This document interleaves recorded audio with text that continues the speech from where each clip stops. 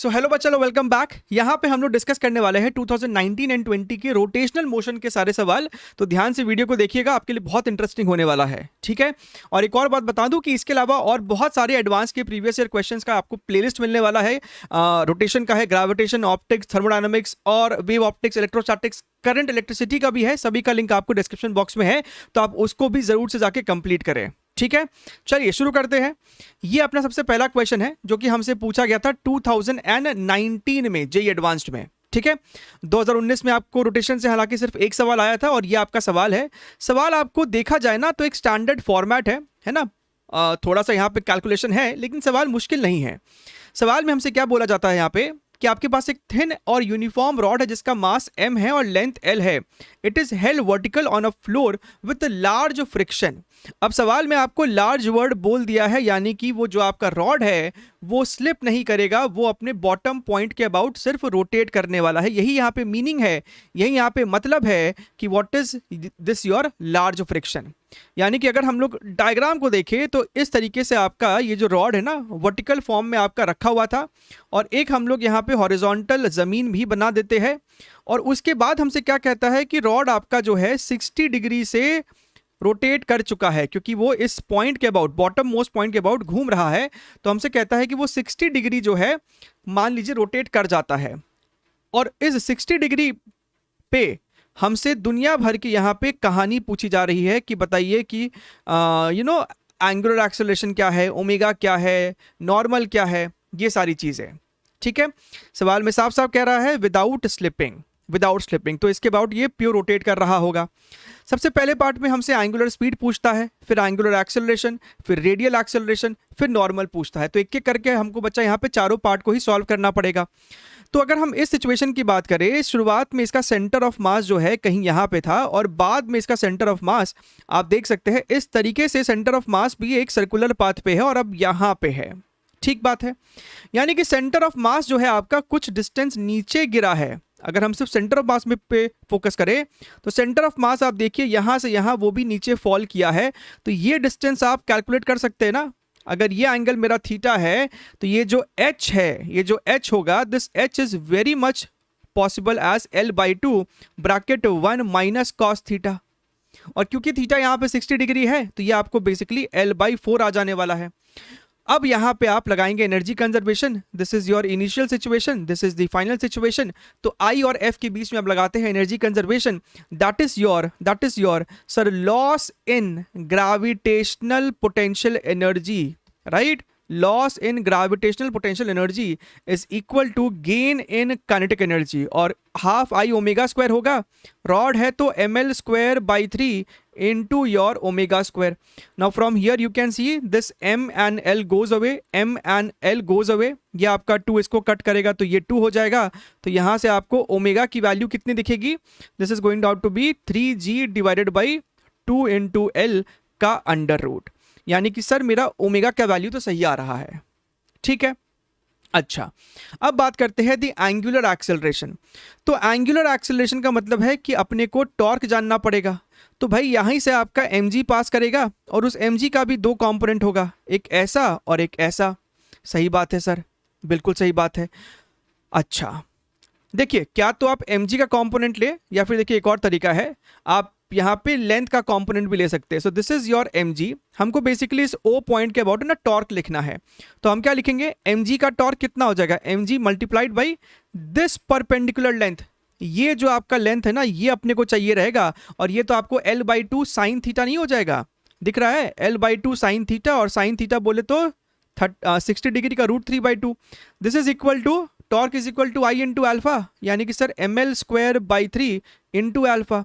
तो यहाँ से जो है अपना फिर m से l खत्म हो गया है, and this gives you alpha is equal to how much, ये आपका आ रहा है 3√3 gravity divided by how much, नीचे में आपका 4 इंटू l। तो ये अपना अल्फा है। क्या ये मैच कर रहा है ऑप्शन नंबर बी से? बिल्कुल मैच नहीं कर रहा, तो ऑप्शन नंबर बी तो गलत है, ठीक। अच्छा, तो हमारे पास सर अल्फा आ चुका है, हमारे पास ओमेगा भी आ चुका है इस सिचुएशन में। अब इससे क्या फायदा होगा, इससे सी पार्ट निकालने में फायदा होगा। The radial acceleration of the rods centre of mass, radial बोले तो सेंट्रीपिटल एक्सेलरेशन पूछ रहा है। तो भैया ये तो आपका सरल सा पार्ट हो गया है, सेंट्रीपिटल एक्सेलरेशन या फिर radial acceleration is equal to omega square r. लेकिन आर किसका? सेंटर ऑफ मास का जो सर्कुलर पाथ का रेडियस है, तो वो तो सिर्फ L/2 ही होगा। सो ओमेगा स्क्वायर आर में this is your L/2। Omega की वैल्यू हमने यहीं पे सॉल्व की है, तो इसका स्क्वायर मारिए, ये हो जाएगा आपको 3G/2L मल्टीप्लाइड बाई L/2। तो यहाँ से अगर ध्यान से देखिए L से L खत्म and this becomes your 3G/4। तो बिल्कुल सही जवाब, ऑप्शन नंबर सी भी अपना सही आ रहा है। अच्छा सर, अब एक काम करते हैं ना, अब एक काम करते हैं, इसका तो अब कोई यूज़ नहीं है, we have already found out the value of omega, तो इसको हटा दीजिए यहाँ से। आपके पास रेडियल एक्सेलरेशन है, हमसे अब नॉर्मल पूछ रहा है। अगर हम यहाँ पे फ्री बॉडी डायग्राम और भी बनाए इसको डिटेल में, तो सर नॉर्मल तो ऊपर की तरफ लगेगा, और क्योंकि ये रॉड की स्लिप करने की टेंडेंसी है, तो फ्रिक्शन इस रॉड पे आगे की तरफ लगेगा और उसको स्लिप करने से रोकने की कोशिश कर रहा है। हालांकि फ्रिक्शन का यहाँ पे कोई ज़रूरत है नहीं, अपने को इंटरेस्ट सिर्फ नॉर्मल में है। अच्छा सर, तो सर नॉर्मल कैसे निकालेंगे? बेटा उसका सबसे बेस्ट तरीका होगा क्या? mg। अब यहाँ पे F is equal to ma लगाएंगे हम लोग लगाने जा रहे हैं कि बॉडी पे लगने वाला net force is equal to mass into body का सेंटर ऑफ मास का एक्सेलरेशन।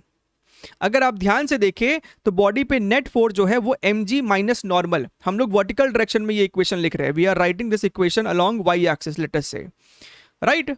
सो y डायरेक्शन में mg minus normal is the net force, mg minus normal is the net force. Sir हमने mg माइनस नॉर्मल क्यों किया, normal minus mg क्यों नहीं किया? क्योंकि बेटा बॉडी का जो एक्सेलरेशन है सेंटर ऑफ मास का वो नीचे की तरफ है, ठीक है।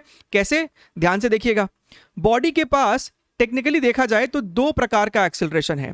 एक उसके पास एक्सेलरेशन है ये वाला जिसे आप टैंजेंशियल बोलते हो, और एक उसके पास ये एक्सेलरेशन है जिसे आप सेंट्रीपिटल यानी कि ये वाला जो एक्सेलरेशन हमने सॉल्व किया है, तो ये जनाब टैंजेंशियल एक्सेलरेशन है और ये सेंट्रीपिटल एक्सेलरेशन है।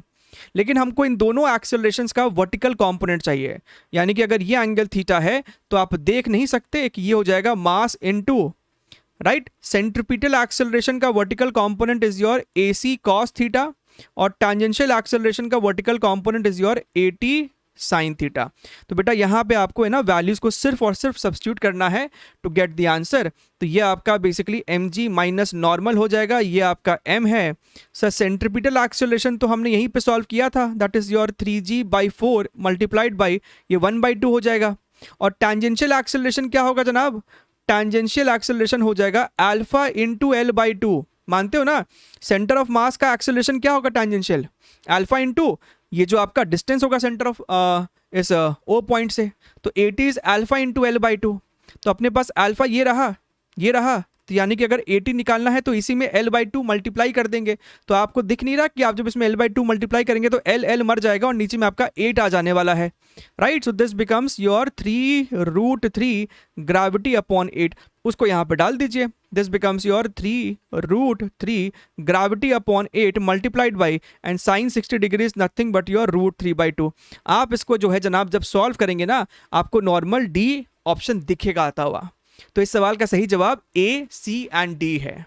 तो देख सकते हैं सवाल ऐसा नहीं कि कोई बहुत ज़्यादा ही कुछ नया अप्रोच है, ये स्टैंडर्ड है और ये सारा जो टेक्निक है इवन हमारे रिवीजन वीडियो में भी है रोटेशन के पार्ट 2 में, ठीक है। ये सवाल आपका 2020 का है। 2020 हालांकि बहुत हाई वेटेज रहा था, 4 सवाल आपसे पूछे गए थे रोटेशन के। This one is being quite simple one, जहां पे आपसे टॉपलिंग के ऊपर सवाल है, ठीक है।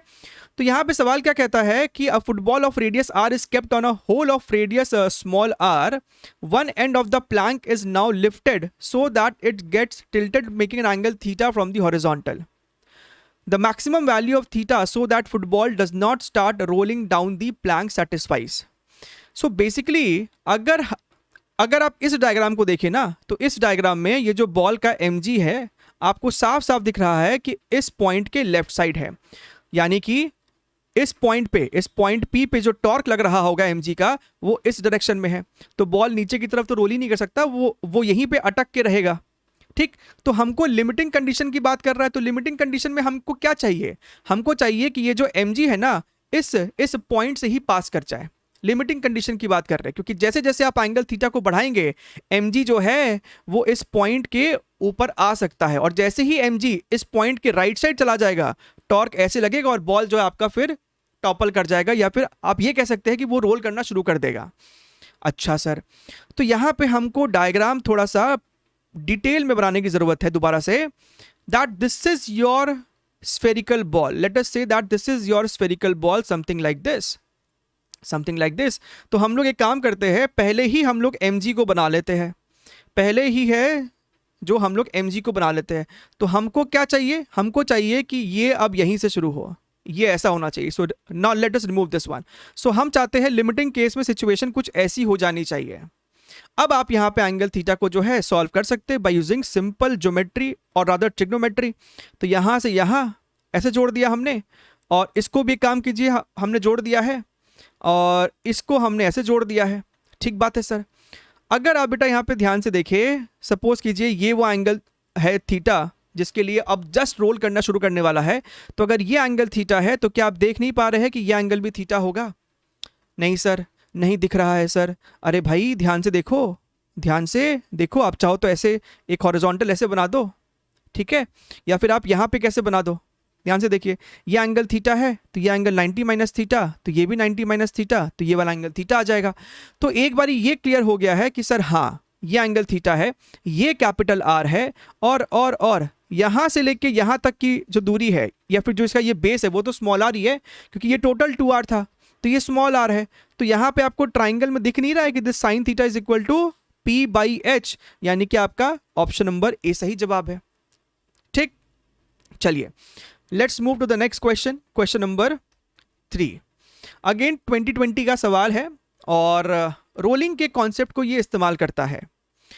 हमसे क्या कहता है यहाँ पे, a small roller of diameter 20 centimetre has an axle of diameter 10 centimetre.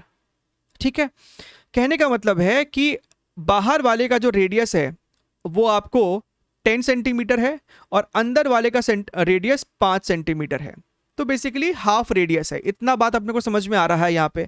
अच्छा सर, और क्या बोल रहा है, it is on a horizontal floor and a metre scale is position horizontally on its axle with one edge of scale on the top of the axle. The scale is now pushed slowly on the axle so that it moves without slipping on the axle. Find and the roller starts rolling without slipping. तो भैया क्या हो रहा है ना कि आपने क्या किया, आपने इस स्केल को इसके ऊपर टच करा के स्केल को आगे मूव कराने की कोशिश शुरू कर दी। अब उसमें क्या हुआ कि ये जो कॉन्टैक्ट पॉइंट है वहां पे भी कोई स्लिपिंग नहीं है और यहां पे भी कोई स्लिपिंग नहीं है। There is no slipping anywhere. After the roller has moved 50 centimetre, roller का जो सेंटर ऑफ मास है हमसे कहता है कि वो 50 सेंटीमीटर मूव कर गया है आगे की तरफ। The position of the scale will look like, इसमें से कौन सा वाला फिगर स्केल के सही पोजीशन को स्कीमेटिकली बता रहा है। अब एक बात तो क्लियर है कि डायग्राम से दिख रहा है कि पीछे वाला एंड आपका 0 है, यानी आगे वाला जो एंड होगा वो अपना 100 रहा होगा। So this is your basically x equals to 0 और ये जो स्केल का एंड है वो आपका 100 था। ठीक बात है सर। अच्छा, now the important point over here is, let me draw the wheel over here, जो भी चीज़ है ये, तो इसका है ना 2 पोर्शन है और दोनों ही कॉन्टैक्ट पे आपको प्योर रोलिंग हो रहा है। मुद्दे की बात यह है कि अगर हमने बोला कि ये जो आपका रोलर है वो अगर ओमेगा से घूम रहा है तो इस रोलर के सेंटर ऑफ मास की जो वेलोसिटी होगी वो आपको हो जाएगा ओमेगा इनटू ये जो रेडियस है, बाहर वाले का जो रेडियस है, ठीक है, तो उसको मान लेते हैं लेट अस से 2r, तो ये हो जाएगा ओमेगा इंटू 2r। बात क्लियर है, समझना बात को। इसको हमने बोल दिया है v0। अच्छा, क्यों सर इसको कहा, क्योंकि बेटा कॉन्टैक्ट पॉइंट जो है ग्राउंड का वहां पे भी कोई स्लिपिंग नहीं है। तो हमको पता है ना v is equal to omega r होता है, जहां पे r क्या हो जाएगा, r ये बाहरी वाला रेडियस हम कह रहे हैं 2r। अब आपका जो स्केल है वो यहां पे रखा हुआ है, तो इसमें प्रॉपर्टी क्या होता है कि अगर यहां पे भी कोई स्लिपिंग नहीं है तो जो वेलोसिटी इस स्केल की है वही वेलोसिटी इस वाले पॉइंट की भी होगी, तभी तो नो स्लिपिंग कंडीशन होगा। तो हमको इंटरेस्ट है कि भैया स्केल की वेलोसिटी क्या है, तो ये पता कर लो ना कि रोलर के रोलर की इस वाले पॉइंट की वेलोसिटी क्या है, जो कि यहाँ पे भी वही पॉइंट हमने उठाया हुआ है। तो ये पॉइंट की वेलोसिटी की अगर आप बात करोगे तो सिस्टम का जो सेंटर ऑफ मास का वेलोसिटी है that is your omega 2r, omega into 2r, वो तो आएगा ही, प्लस साथ ही साथ रोटेशनल इफेक्ट के कारण भी आएगा, लेकिन ये अंदर वाले का रेडियस तो सिर्फ r ही है, तो सिर्फ ओमेगा इंटू r और ऊपर में ऐड हो जाएगा। सो this becomes your 3 omega r। अब अगर आप यहाँ पे ध्यान से देखिए, आपने नीचे वाले को अगर v नॉट बोला था तो ये वाला भाई साहब क्या हो गया, बेसिकली 1.5 v नॉट। अब अपने को ये क्लियर हो गया है कि सर इसका मतलब है कि इसके सेंटर ऑफ मास की वेलोसिटी v नॉट है और स्केल की जो वेलोसिटी है वो है 1.5 v नॉट। क्लियर बात है? अच्छा, इसका मतलब ये हो गया है कि सर स्केल की जो वेलोसिटी है इस सेंटर ऑफ मास के रेस्पेक्ट में कितनी है, क्योंकि हमको ये बताना है कि स्केल का पोजीशन इस रोलर के रेस्पेक्ट में क्या है। तो हमने बोला कि सर स्केल की वेलोसिटी जो भी आपका चीज है मीटर स्केल, उसकी वेलोसिटी इस रोलर के सेंटर ऑफ मास के रेस्पेक्ट में कितनी है, तो आप बता नहीं सकते velocity of scale with respect to this roller is equal to how much, 1.5 v not minus v not, that is your v not by 2। बढ़िया है सर। तो ये आपको क्लियर हो गया? क्या आपको ये बात समझ में आ रहा है? हमसे सवाल में बोला कि रोलर 50 सेंटीमीटर मूव किया। भैया अगर रोलर की वेलोसिटी v नॉट है और स्केल की velocity with respect to roller v not by 2 है, तो अगर रोलर 50 सेंटीमीटर मूव किया है तो स्केल 50/2 सेंटीमीटर मूव किया है रोलर के रेस्पेक्ट में, रोलर के ऊपर 50/2, और 50/2 का मतलब होता है 25 सेंटीमीटर, यानी स्केल 25 सेंटीमीटर आगे होगा रोलर के ऊपर, जो कि ऑप्शन नंबर बी में आपको दिखेगा, क्योंकि ये मार्किंग अगर 75 है यानी ये डिस्टेंस आपको 25 है और रोलर के ऊपर 25 सेंटीमीटर वो आगे जा चुका है। क्या मेरी बात क्लियर है? राइट? तो ये रोलर के रेस्पेक्ट में हम लोगों ने इसको बड़े प्यार से सॉल्व कर लिया। अगर आपको इसको और डेप्थ में फील करना है तो आप ऐसे भी सोच सकते थे कि भैया इसका जो सेंटर ऑफ मास है, राइट, इसका जो सेंटर ऑफ मास है वो 50 सेंटीमीटर मूव किया है, ठीक है, और स्केल ग्राउंड के फ्रेम में कितना डिस्टेंस आपको मूव किया वो भी सॉल्व कर सकते हो, राइट। तो वो कितना हो जाएगा, वो हो जाएगा 1.5 टाइम्स, यानी 1.5 into 50 that is your 75 centimetre. तो ग्राउंड के रेस्पेक्ट में स्केल 75 गया था और ग्राउंड के रेस्पेक्ट में ये रोलर 50 गया था, तो अगेन 75 माइनस 50 आपको 25 आ जाएगा, यानी रोलर के ऊपर स्केल 25 सेंटीमीटर आगे मूव किया था। तो आप दो फिगर बना के और उसको जस्टिफाई कर सकते हो, फील कर सकते हो उस चीज को, ठीक है। तो सवाल ये भी बढ़िया है ना, क्योंकि एग्जाम के प्रेशर में इसको भी सॉल्व करने में बच्चे कंफ्यूज तो करते ही है। चलिए, ये आपको बहुत ही आसान सा सवाल और स्टैंडर्ड फॉर्मेट क्वेश्चन है, जहां पे आपके पास एक रॉड दे रखा है जो कि इस पॉइंट पे पिवटेड है, ठीक है, इसी के अबाउट घूम सकता है। ये आपका बुलेट आ जाता है, बढ़िया sir, rod of mass m और बुलेट का भी सेम मास है, तो ये भी m है और ये भी m है। बुलेट भाई साहब आते हैं रॉड में जाके एम्बेड हो जाते हैं। तो हमसे क्या क्या पूछ रहा है, the combined system now rotates with angular velocity angular speed omega, the maximum angular speed omega m is achieved for x equals to xm। So basically हमको पहले तो ओमेगा निकालना है, फिर हमको ये निकालना है कि किस position, what should be the value of x, ताकि ओमेगा की वैल्यू मैक्सिमम हो, और उसके बाद हमें मैक्सिमम ओमेगा की वैल्यू भी बतानी है। तो तीन चीज हमें इसमें सॉल्व करना पड़ेगा। तो सबसे पहली चीज को अगर हम लोग इसमें सॉल्व करें कि आपका ये भैया ठीक है आता है और इसमें टकराने के बाद जाके एम्बेड हो जाता है। सो जो नेक्स्ट फिगर बनेगा वो कुछ इस प्रकार से बनेगा कि भैया ठीक है एम्बेड कर गया है, इसकी ओमेगा की वैल्यू ओमेगा है और यहाँ पे आपका वो बुलेट भी है। तो रॉड का मास m, इसका मास भी m था, और ये जो दूरी है इस बुलेट की टॉप मोस्ट से x पे है। तो यहाँ पे कौन सा फंडा लगाते हैं कि ये जो आपका हिंज है, ये जो आपका पॉइंट P है, उसके अबाउट आप एंगुलर मोमेंटम कंजर्वेशन कर सकते हो। So initial angular momentum is equal to final angular momentum. शुरुआत में रॉड आपका रेस्ट पे है, इस बुलेट का ही एंगुलर मोमेंटम लिखोगे इस P पॉइंट के अबाउट, जो कि आपको यहाँ पे mvx हो जाएगा। और बाद में अगर हम यहाँ पे ध्यान से देखें तो आप यहाँ पे लिखोगे पूरे सिस्टम का moment of inertia into omega.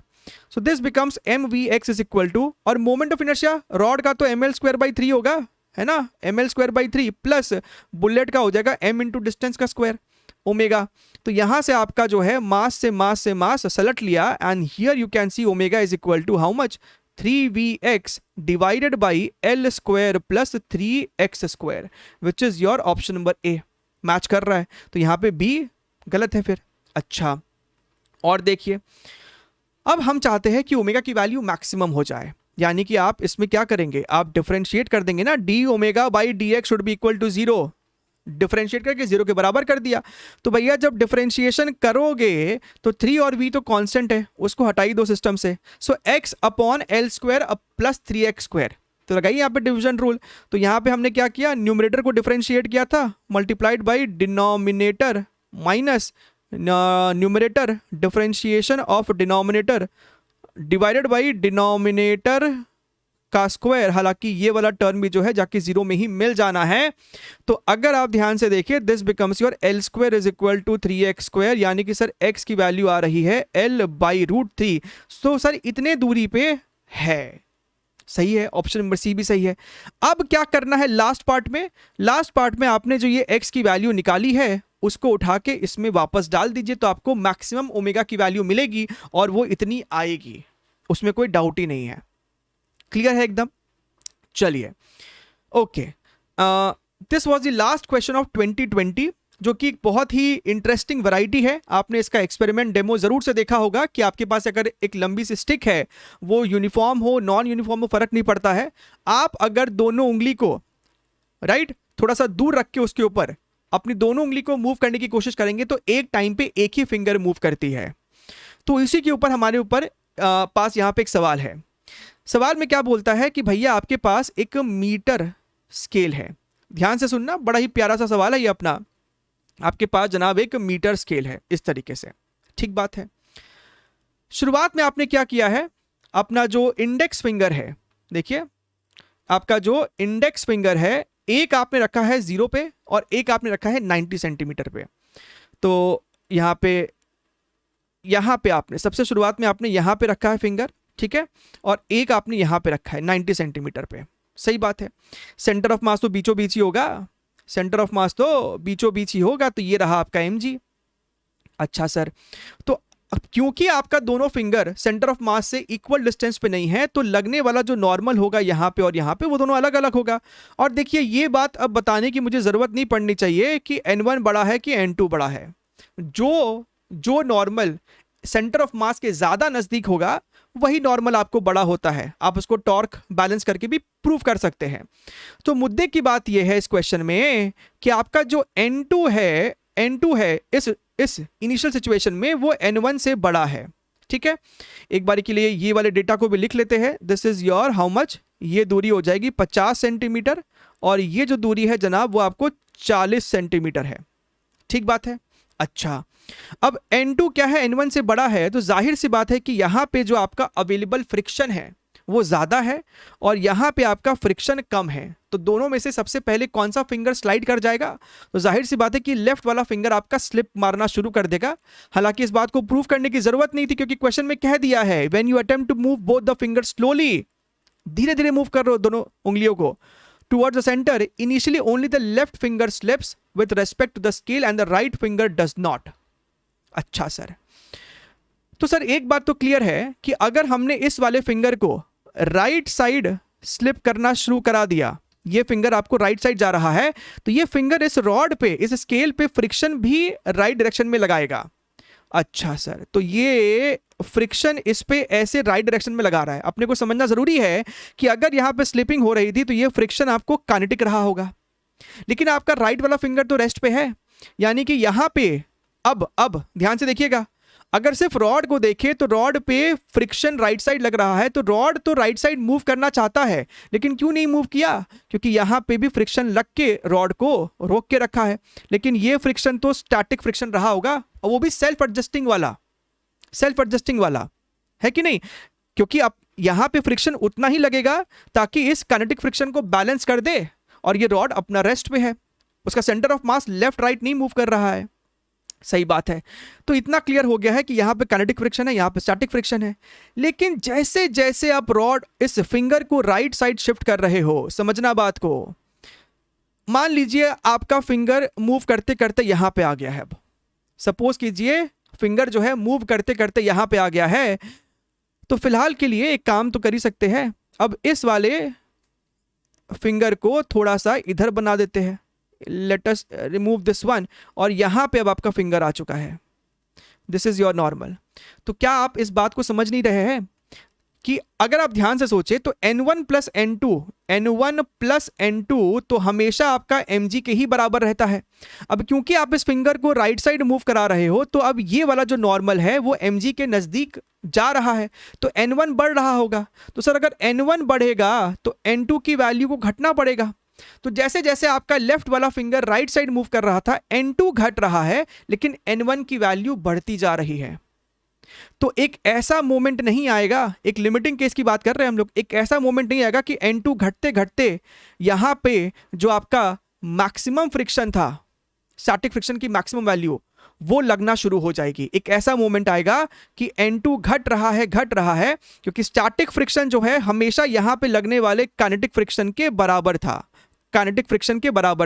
ठीक बात है। तो काइनेटिक फ्रिक्शन आपको यहां पे कितना है, mu k into N1, right.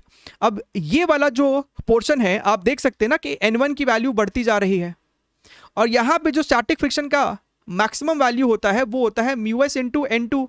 तो N2 घटते घटते घटते घटते कभी तो एक ऐसा मोमेंट आएगा कि इसकी जो मैक्सिमम फ्रिक्शन पॉसिबल थी वो लग जाएगी, और जैसे ही वो लगना शुरू हो जाएगा उस मोमेंट पे ये वाला फिंगर जो है फिर स्लिप होना शुरू कर देगा, और ये वाला फिंगर जो है आपका रुक जाएगा उस मोमेंट के लिए। इसका मतलब यह है कि हम कह सकते हैं कि मान लीजिए कि जब आपका लेफ्ट वाला फिंगर x1 दूरी पे था, तब आपको ये इंटरचेंज हुआ कि आपका लेफ्ट वाला फिंगर अब रुक चुका है और राइट वाला फिंगर जो है अब मूव करने वाला ही था।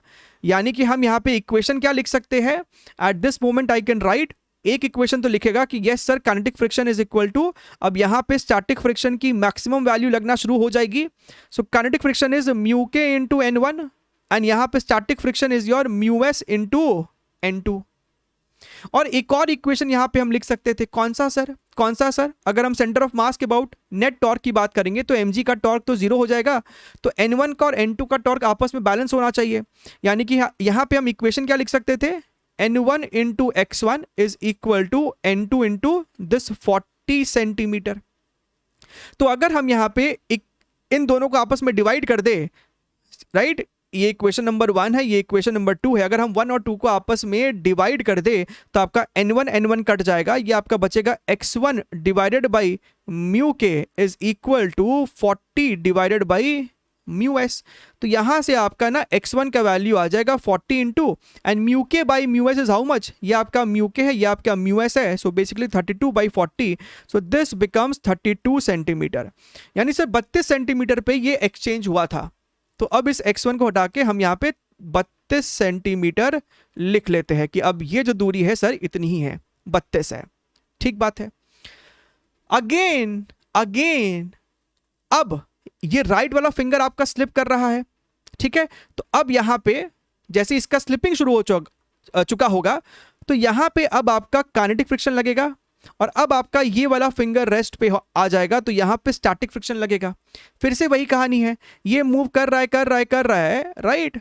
अब ये 40 तो नहीं होगा, ये मूव करते करते आपको और लेफ्ट साइड जा रहा है, तो मान लेते हैं कि अब आपका जो फिंगर है x2 दूरी पे है, अब आपका जो फिंगर है यहाँ पे x2 दूरी पे था, and this is your normal and this is your x2।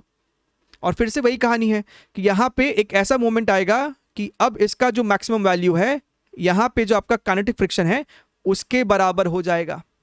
फिर आपका यहाँ पे एक्सचेंज होगा, अब ये फिंगर रेस्ट पे आएगी और ये वाली फिंगर मूव करना शुरू कर देगी। तो दोबारा जब इस सिचुएशन की इक्वेशन की बात करेंगे तो एक तो आप लिखोगे यहाँ पे N1 into 32 is equal to N2 into x2, और दूसरा यहां पे लिखोगे, यहां पे स्टैटिक फ्रिक्शन अब लगेगा मैक्सिमम वो भी, यानी कि μs into normal 1 is equal to, यहां पे लिखोगे mu k into your normal 2, आपस में आपने दोनों को डिवाइड कर देना है। तो यहां से आपका N1 से N1 खत्म, N2 से N2 खत्म, so this becomes this becomes x2 is equal to 32 into mu k by mu s, यानी कि 32 by 40, and when you solve this you will get 25.60 and that is indeed the correct answer. तो ये आपको basically numerical type था और आपको इसको answer को 2 डेसिमल प्लेसेस तक देना था इस तरीके से।